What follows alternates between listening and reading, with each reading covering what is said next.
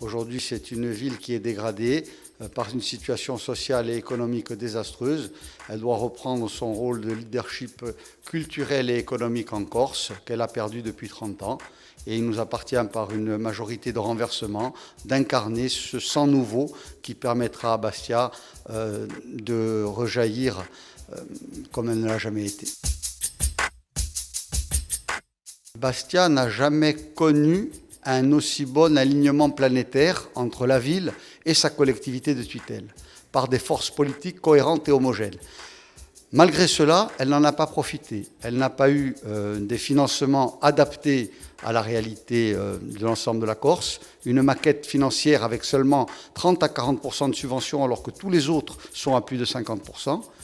Et ensuite, quand il y a eu la collectivité unique, qui était du ressort exclusif de la collectivité de Corse, il y a 8 directions générales sur 10 sont parties à Ajaccio, alors qu'il y aurait dû avoir une compensation légitime avec un pouvoir administratif et technique centré sur Bastia, en compensation du pouvoir politique qui lui est implanté à Ajaccio.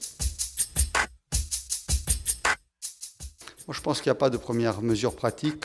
Plus qu'un programme, c'est un courant d'idées, un traceur, la volonté affirmée d'être cohérent, d'être rigoureux, d'avoir une bonne gestion, d'économiser les deniers publics, ce qui n'a pas été le cas jusqu'à présent, pour avoir une capacité d'engagement, d'investissement, d'action, de planification, pour permettre une redistribution générale des richesses dans Bastia, d'une part vers les habitants les plus démunis, et d'autre part au travers de tous les quartiers qui, en périphérie de Bastia, n'ont jamais profité de l'attraction et du poumon qu'est le centre-ville.